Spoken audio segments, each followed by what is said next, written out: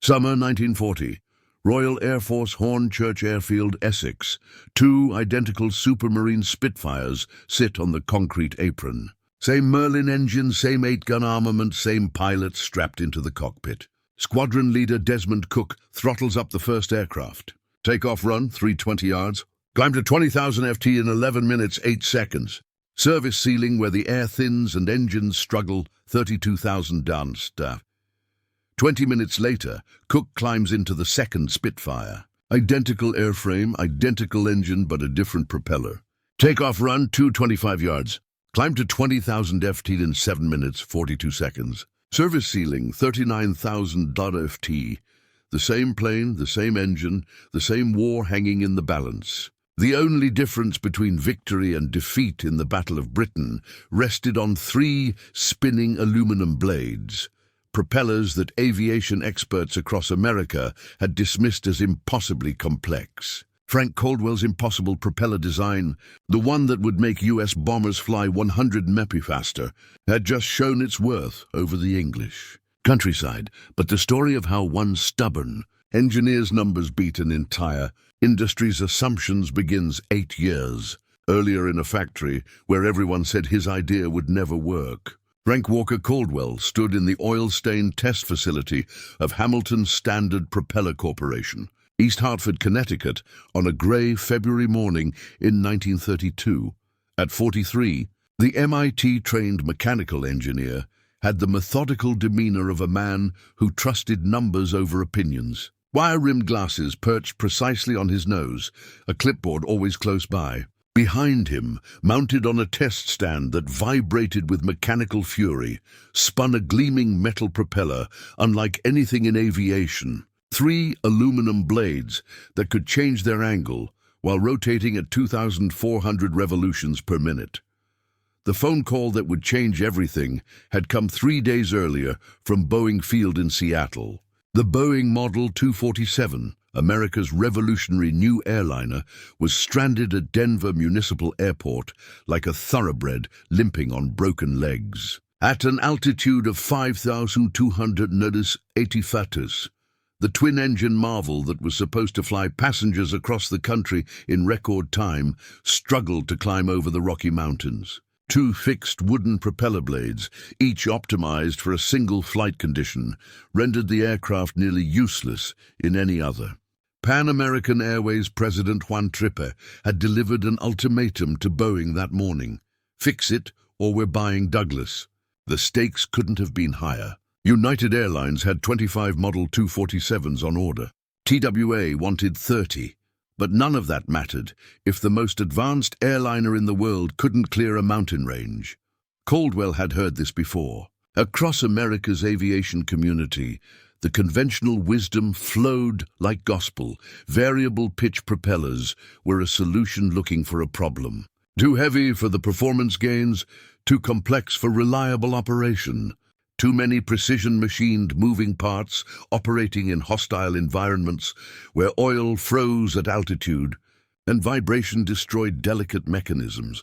The Army Air Corps Engineering Division had officially classified Caldwell's hydraulic design as mechanically unsound. Even Charles Lindbergh, aviation's most celebrated voice, had questioned the concept during a private meeting at Wright Field the previous autumn. But Caldwell possessed the quiet confidence of an engineer who had been proven right before.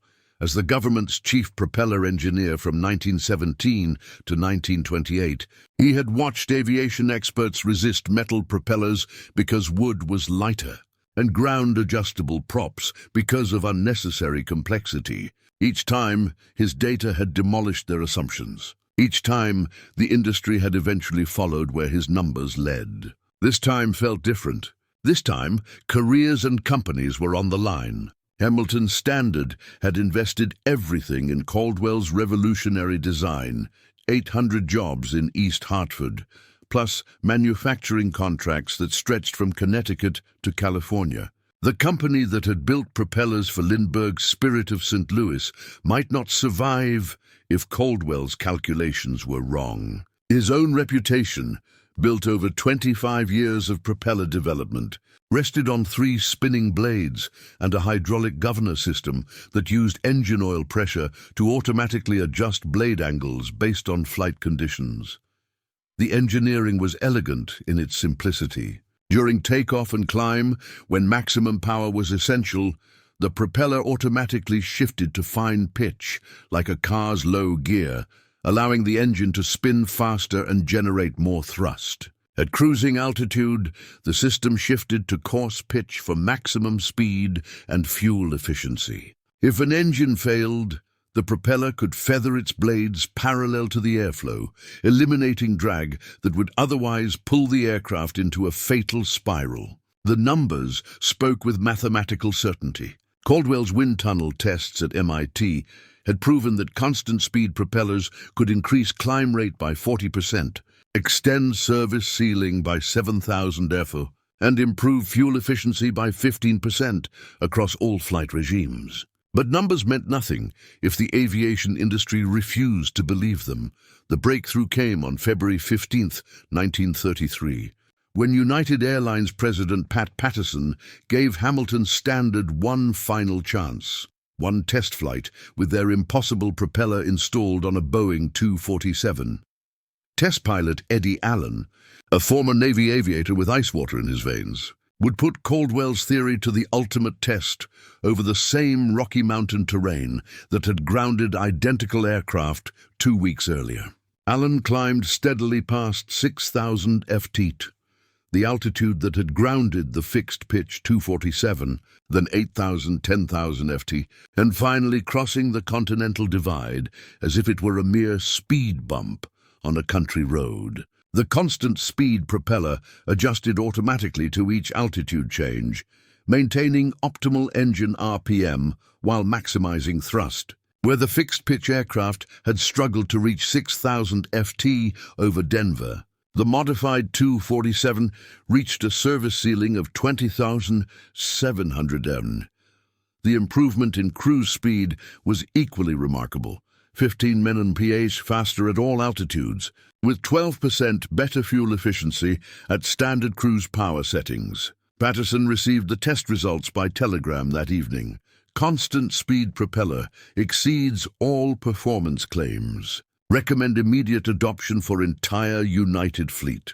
As orders flooded into Hamilton Standard's East Hartford facility, a darker reality was emerging on the global stage. In Germany, the Nazi Party had seized power. In Japan, military leaders openly discussed Pacific expansion. War clouds were gathering over Europe and Asia, and the propeller technology, initially designed for passenger comfort, was about to become America's secret weapon. The telephone rang in Caldwell's office on a humid May afternoon in 1933. The caller identified himself as Commander John Towers from the Navy, Department's Bureau of Aeronautics. They wanted to discuss fast fighters that could outclimb and outrun anything the Germans or Japanese were building, and bombers that could fly higher and faster than enemy interceptors could reach. The age of aerial warfare was dawning, and Frank Caldwell held the key to unlocking American air superiority. On November 13, 1933, a telegram arrived at Hamilton Standard with news that would validate everything Frank Caldwell had worked to prove. The National Aeronautic Association announced that Hamilton Standard Propeller Corporation had won the prestigious Collier Trophy for the development of a controllable pitch propeller, with particular credit to Frank W. Caldwell. President Franklin Roosevelt would personally congratulate him at a White House ceremony in December. But even as photographers captured Caldwell shaking hands with the president, the aviation establishment remained stubbornly skeptical. At Wright Field in Dayton, Ohio, Army test pilots expressed frustration over the added complexity that constant-speed propellers introduced into combat aircraft. Major Benjamin Kelsey, chief of the Army Air Corps Fighter Project, voiced concerns that were echoed across military hangars nationwide. What would happen if the hydraulic system failed over enemy territory? If oil pressure dropped and the propeller locked up, fixed-pitch props had no such vulnerability because there was nothing to break. Caldwell's response was typically methodical. If military aviators required proof of reliability under combat conditions, he would give them data that left no room for doubt. Working 18-hour days at Hamilton Standard's expanded test facility, Caldwell developed the Whirl test. This innovation mounted propellers on fixed stands to measure thrust, endurance, speed, and structural strength under extreme conditions, simulating challenges that aircraft would never face in actual combat. The technical breakthrough that made it all possible was elegant in its simplicity. Caldwell's hydromatic propeller used engine oil pressure to drive a piston that adjusted the blade angle through a system of gears and counterweights. A centrifugal governor, no larger than a coffee can, maintained constant RPM by automatically adjusting the blade pitch according to flight conditions. As the aircraft climbed and air density decreased, the propeller shifted to fine pitch, similar to a car's low gear, to maintain engine RPM and maximize power. In cruise flight, the system shifted to coarse pitch for optimal speed and fuel efficiency. If engine RPM exceeded safe limits during a dive, the propeller automatically coarsened the pitch to prevent overspeed damage. Most revolutionary was the feathering capability. If an engine failed completely, oil pressure from the remaining engines could rotate the dead propeller's blades parallel to the airflow, eliminating drag that would otherwise pull a multi-engine aircraft into an uncontrollable spiral. For bomber crews flying deep into enemy territory, this single feature could be the difference between limping home on remaining engines or becoming another casualty.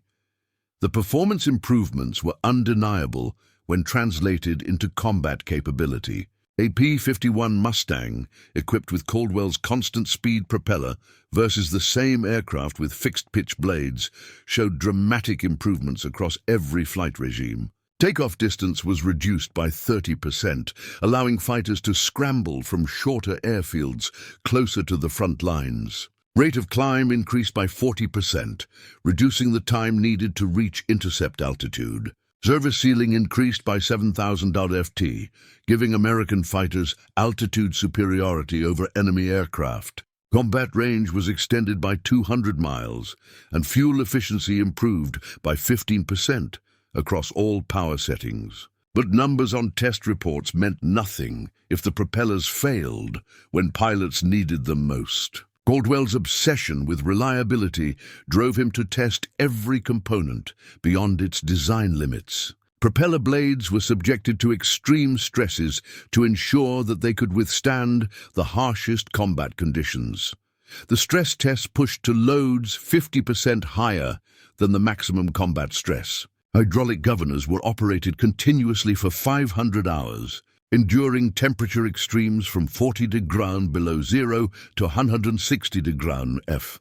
Oil seals were subjected to contaminants simulating combat damage and maintenance neglect. As Hamilton Standard's order books filled with military contracts, resistance from established aviation manufacturers grew louder. Curtiss-Wright, the manufacturer of fixed-pitch propellers for most Army Air Corps fighters, launched a lobbying campaign arguing that constant-speed propellers were an unnecessary complication that would cost American pilots their lives. Their chief engineer, Dr. George Meade, published technical papers questioning whether hydraulic systems could operate reliably at combat altitudes, where temperatures could drop to 60 degrees below zero and oil viscosity would dramatically increase. Caldwell responded with more data. His cold weather tests at 35,000 ft demonstrated that the hydromatic system performed better at high altitude because thicker oil provided more positive pressure control. Vibration. Tests showed that constant-speed propellers suffered fewer mechanical failures than fixed-pitch designs because automatic pitch adjustment eliminated the resonance frequencies that cracked propeller hubs and loosened mounting bolts. The breakthrough moment came during a demonstration at Selfridge Field in Michigan on March 21, 1934. Two identical P-26 fighters took off simultaneously, one with the standard fixed-pitch propeller and the other with Caldwell's constant speed system. The performance difference was so dramatic that observing pilots initially suspected the constant-speed aircraft had a more powerful engine. The fixed-pitch fighter took 8 minutes and 30 seconds to reach 10,000 ft, while the constant-speed version did it in just 5 minutes and 40 seconds. At 15,000 ft, maximum speed was 187 mph for the fixed-pitch version versus 203 mph for the constant-speed version. The service ceiling was 28,000 ft versus 34,500 ft.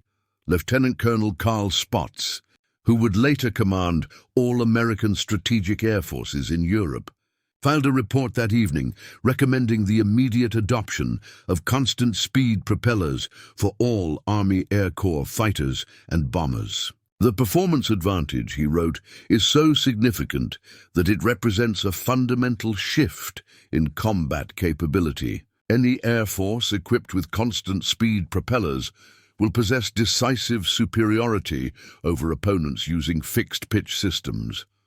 By the end of 1934, Hamilton Standard's production lines operated around the clock to meet orders from the Army, Navy, and civilian airlines. But across the Atlantic, darker events were unfolding that would test Caldwell's innovation under conditions no peacetime engineer could imagine. While Frank Caldwell refined his propeller designs in Connecticut, European aircraft manufacturers lagged dangerously behind American innovation. In the sprawling Messerschmitt factories outside Augsburg, Germany's most advanced fighter, the Bf-109, still relied on manually adjustable propellers, requiring pilots to constantly manipulate pitch levers during combat.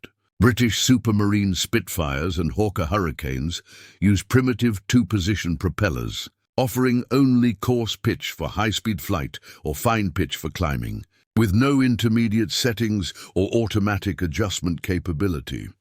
The deadly consequences of this technological gap became apparent in the first months of war.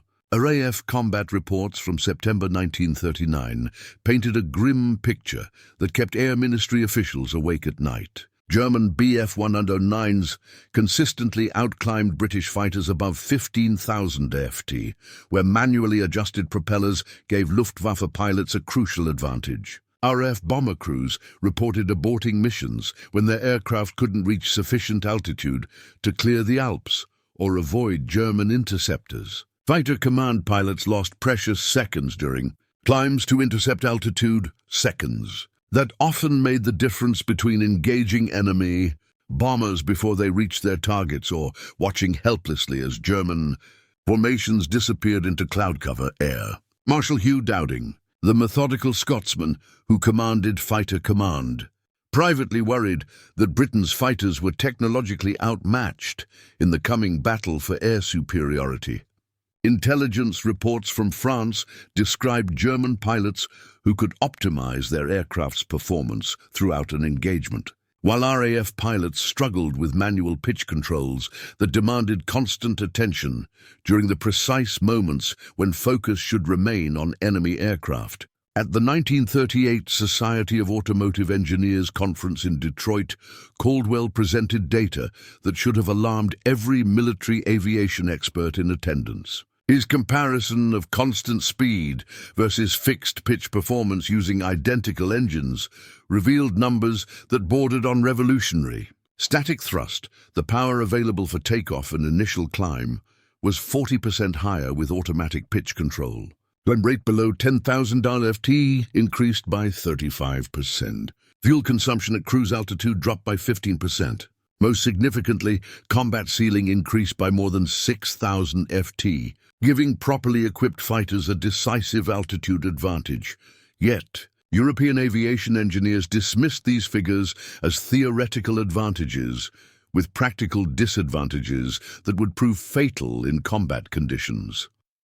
Dr. Ernst Haenkel, designer of Germany's fastest fighters and bombers, publicly argued that hydraulic propeller systems represented American over-engineering that sacrificed reliability for marginal performance gains. British propeller manufacturers echoed these sentiments, insisting that the complexities of constant-speed propellers would only add more potential failure points. Jeopardizing pilots' lives, manually controlled pitch gave pilots more precise control during combat maneuvering. The production challenge facing Hamilton Standard grew more daunting with each passing month as military orders multiplied.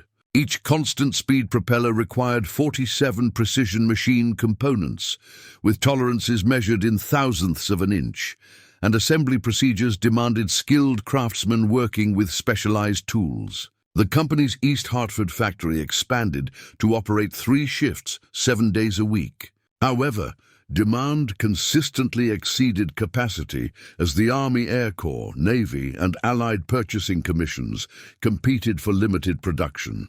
Quality control became Caldwell's obsession and his nightmare. Single batch of faulty governors, the critical components that regulated oil pressure and controlled blade pitch caused 3 propellers to lose hydraulic pressure during test flights at Wright.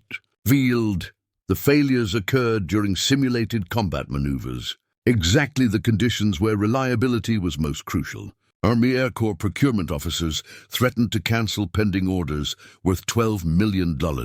Critics throughout the aviation industry seized on these incidents as proof that constant-speed propellers were too complex for combat, where simplicity equaled survival. Caldwell's response demonstrated the methodical determination that had driven his career. Working with a team of Hamilton Standard's best engineers, he redesigned the governor system in 6 weeks, implementing redundant pressure circuits and backup mechanical controls that would maintain basic propeller function even if the primary hydraulic system failed completely. New testing protocols subjected every propeller to stress levels exceeding combat conditions by 50%. Most significantly, Caldwell instituted a policy of personally inspecting and signing off on every propeller shipped to military customers. The reliability improvements came at a critical moment. By early 1939, Luftwaffe's strength had grown to over 4,000 aircraft, while RAF Fighter Command possessed fewer than 700 operational fighters. German aircraft production was accelerating rapidly, with new factories producing advanced designs like the Bf-109E model and the twin-engine Bf-110 destroyer. Intelligence reports indicated that German bombers had the range and ceiling to reach any target in Britain, while RAF fighters struggled to intercept high-altitude formations. The technological disparity became tragically apparent during the Battle of France. RAF Hurricane and Spitfire squadrons, equipped with 2-position propellers, found themselves consistently outperformed by German fighters above 20,000. F-18 Flight Lieutenant Douglas Bader, commanding 242 Squadron, reported that German aircraft climb away from us at will above 15,000 feet. Our propellers simply cannot provide the power needed for sustained high-altitude combat. Squadron losses mounted steadily as RAF pilots discovered their aircraft's performance envelope was fatally inadequate against opposition that could choose when and where to engage. By June 1940, with German armies advancing toward the Channel coast and the Luftwaffe preparing for an assault on Britain, Fighter Command faced a technological crisis that threatened the outcome of the entire war. The same constant-speed propellers that American test pilots praised as revolutionary remained largely absent from RAF squadrons, victims of bureaucratic inertia and industrial resistance to change. Squadron leader Desmond Cook of 65 Squadron at Hornchurch understood better than most what his pilots faced in the coming battle. Having flown Spitfires against German fighters over France, he knew RAF performance deficits weren't due to pilot skill or aircraft design. They were engineering problems with engineering solutions. As Luftwaffe formations massed across the Channel for Operation Eagle attack, Cook prepared to make an urgent request that would test whether British bureaucracy could adapt quickly enough to save Fighter Command from technological obsolescence. Squadron leader Desmond Cook stood in the operations room at RAF Hornchurch on June 10, 1940, studying intelligence photographs that confirmed his worst fears. Luftwaffe formations were massing at airfields across northern France. Stukas, Heinkels, Dornier bombers, and the dreaded Messerschmitt escorts, which had dominated the skies over France. Within weeks, perhaps days, they would come for Britain, and Fighter Command would meet them with aircraft that climbed too slowly and couldn't reach the altitudes where the battle would be won or lost. Cook had flown Spitfires over Dunkirk, watching helplessly as German fighters climbed away from his squadron at will above 20,000 Ft. The mathematics were brutally simple. His aircraft took 11 minutes and 8 seconds to reach 20,000 Ft, while Messerschmitt Bf-109s could achieve the same altitude in under 9 minutes. In aerial combat, those extra 2 and 1 to 2 minutes represented the difference between intercepting enemy bombers before they reached their targets and arriving too late to prevent devastation. The solution existed in American factories, but British bureaucracy moved with glacial slowness while German invasion preparations accelerated daily. Cook bypassed normal channels and made a direct call to de Havilland Propellers, the British licensee for Hamilton Standard's constant speed designs. His request was urgent and specific: retrofit his squadron with the constant speed propellers before it was too late. Spitfires with American-designed propellers were immediately retrofitted, regardless of official approval or procedural requirements. The conversion program began within 48 hours, operating under emergency authorization from Air Marshal Dowding himself. De Havilland engineers worked around the clock, requisitioning hangars at Hatfield to modify Spitfire Mk1s, replacing obsolete two-position propellers with fully automatic constant-speed systems. Each conversion required 8 hours of precision work, removing the old propeller hub, installing hydraulic lines, calibrating the governor system, and conducting ground tests to ensure proper operation. Fighter Command could spare aircraft for only 24-hour periods, creating a logistical nightmare where squadrons operated with reduced strength while their aircraft underwent emergency modifications. The first converted Spitfire rolled out of the Hatfield hangar on June 15, 1940. Cook personally conducted the initial test flight, taking off from the Grasse airfield in aircraft serial number K9847. The improvement was immediately apparent during the takeoff roll. The propeller automatically adjusted to fine pitch, allowing the Merlin engine to develop maximum power while maintaining optimal RPM. Where his previous aircraft had required 320 yards to become airborne, the modified Spitfire lifted off in just 225 yards.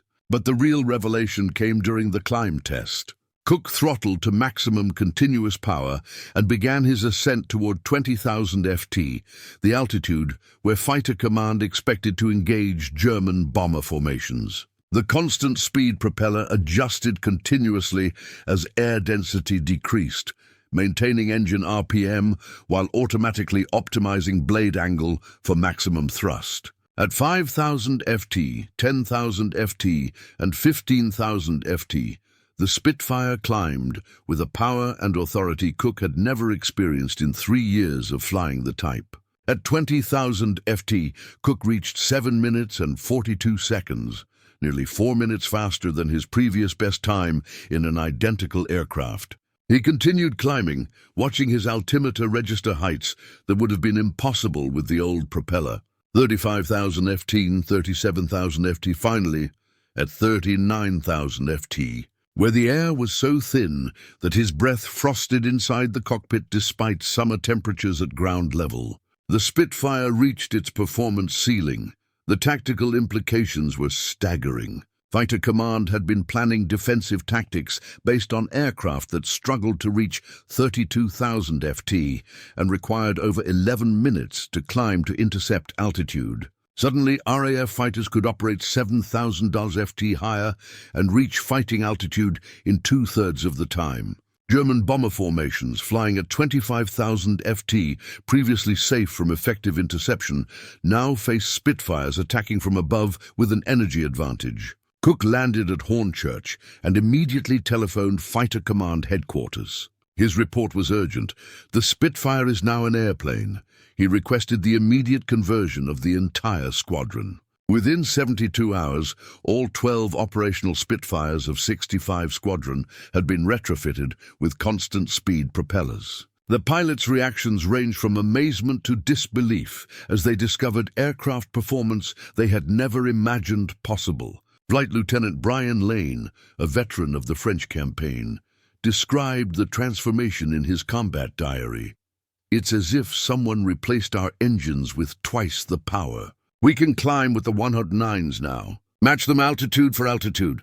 For the first time since this war began, we're not fighting at a disadvantage." Similar conversions began immediately across Fighter Command, with de Havilland engineers working 18-hour shifts to retrofit Spitfires and Hurricanes before the German assault began. By September 1940, 90% of RAF fighters were equipped with constant speed propellers. Combat reports from the early phases of the Battle of Britain documented the dramatic change in tactical capability. The RAF's climb rate advantage allowed Fighter Command to reach intercept altitude 2 to 3 minutes faster than German estimates. Service ceiling superiority of 4,000 FT above German fighters meant that Spitfires could attack from positions where Messerschmitt pilots couldn't effectively respond. Most significantly, improved fuel efficiency extended patrol time by 45 minutes, allowing RAF squadrons to maintain standing patrols over German approach routes. The strategic impact extended beyond individual aircraft performance. Air Chief Marshal Dowding's defensive system depended on radar early warning and rapid scramble response to meet German formations before they reached their targets. Every minute saved in climb to altitude multiplied the effectiveness of Fighter Command's limited resources. Pilots who had spent the summer of 1939 watching German aircraft escape to higher altitudes now found themselves able to choose when and where to engage. The transformation was perhaps most evident in pilot workload reduction. Constant speed propellers eliminated the need for manual pitch adjustment during combat, allowing pilots to focus entirely on tactics and gunnery rather than engine management. German pilots, still struggling with manually controlled propellers, found themselves at a severe disadvantage when RAF fighters appeared above them with altitude and energy superiority that British aircraft had never before possessed. Spitfires with American design propellers were retrofitted immediately, regardless of official approval or procedural requirements. The conversion program began within 48 hours, operating under emergency authorization from Air Marshal Dowding himself. De Havilland engineers worked around the clock, requisitioning hangars at Hatfield to modify Spitfire Mk1s, replacing the old two-position propellers with fully automatic constant speed systems. Each conversion required 8 hours of precision work, removing the outdated propeller hub, installing hydraulic lines, calibrating the governor system, and conducting ground tests to ensure proper operation. Fighter Command could only spare aircraft for 24-hour periods, creating a logistical nightmare as squadrons operated with reduced strength while their aircraft underwent emergency modifications. The first converted Spitfire rolled out of the Hatfield hangar on June 15, 1940. Cook personally conducted the initial test flight, taking off from the grass airfield in aircraft serial number K9847. The improvement was immediately noticeable during the takeoff roll. The propeller automatically adjusted to fine pitch, allowing the Merlin engine to develop maximum power while maintaining optimal RPM. Where his previous aircraft had required 320 yards to become airborne, the modified Spitfire lifted off in just 225 yards. The real revelation, however, came during the climb test. Cook throttled to maximum continuous power and began his ascent toward 20,000 FT, the altitude where Fighter Command expected to engage German bomber formations. The constant speed propeller adjusted continuously as air density decreased, maintaining engine RPM while automatically optimizing blade angle for maximum thrust. At 5,000 FT, 10,000 FT, and 15,000 FT, the Spitfire climbed with power and authority Cook had never experienced in 3 years of flying the type. At 20,000 FT, Cook reached 7 minutes and 42 seconds, almost 4 minutes faster than his previous best time in an identical aircraft. He continued climbing, watching his altimeter register heights that would have been impossible with the old propeller. At 35,000 FT and 37,000 FT, the Spitfire reached its performance ceiling at 39,000 FT, where the air was so thin that Cook's breath frosted inside the cockpit. Despite summer temperatures at ground level, the tactical implications were enormous. Fighter Command had been planning defensive tactics based on aircraft that struggled to reach 32,000 FT and required over 11 minutes to climb to intercept altitude. Suddenly, RAF fighters could operate 7,000 FT higher and reach fighting altitude in 2/3 of the time. German bomber formations, flying at 25,000 ft, which were previously safe from effective interception, now faced Spitfires attacking from above with an energy advantage. Cook landed at Hornchurch and immediately telephoned Fighter Command headquarters. His report was urgent. The Spitfire is now an airplane. He requested the immediate conversion of the entire squadron. Within 72 hours, all 12 operational Spitfires of 65 Squadron had been retrofitted with constant-speed propellers. The pilots' reactions ranged from amazement to disbelief as they discovered aircraft performance they had never imagined possible. Flight Lieutenant Brian Lane, a veteran of the French campaign, described the transformation in his combat diary. "It's as if someone replaced our engines with twice the power. We can climb with the 109s now, match them altitude for altitude. For the first time since this war began, we're not fighting at a disadvantage." Similar conversions began immediately across Fighter Command, with de Havilland engineers working 18-hour shifts to retrofit Spitfires and Hurricanes before the German assault began. By September 1940, 90% of RAF fighters were equipped with constant-speed propellers. Combat reports from the early phases of the Battle of Britain documented the dramatic change in tactical capability. The RAF's climb rate advantage allowed Fighter Command to reach intercept altitude 2 to 3 minutes faster than German estimates. Service ceiling superiority of 4,000 FT above German fighters meant that Spitfires could attack from positions where Messerschmitt pilots couldn't effectively respond. Most significantly, improved fuel efficiency extended patrol time by 45 minutes, allowing RAF squadrons to maintain standing patrols over German approach routes. The strategic impact extended beyond individual aircraft performance. Air Chief Marshal Dowding's defensive system depended on radar early warning and rapid scramble response to meet German formations before they reached their targets. Every minute saved in climb to altitude multiplied the effectiveness of Fighter Command's limited resources. Pilots who had spent the summer of 1939 watching German aircraft escape to higher altitudes now found themselves able to choose when and where to engage. The transformation was perhaps most evident in the reduction of pilot workload. Constant-speed propellers eliminated the need for manual pitch adjustment during combat, allowing pilots to focus entirely on tactics and gunnery rather than engine management. German pilots, still struggling with manually controlled propellers, found themselves at a severe disadvantage when RAF fighters appeared above them with altitude and energy superiority that British aircraft had never before possessed.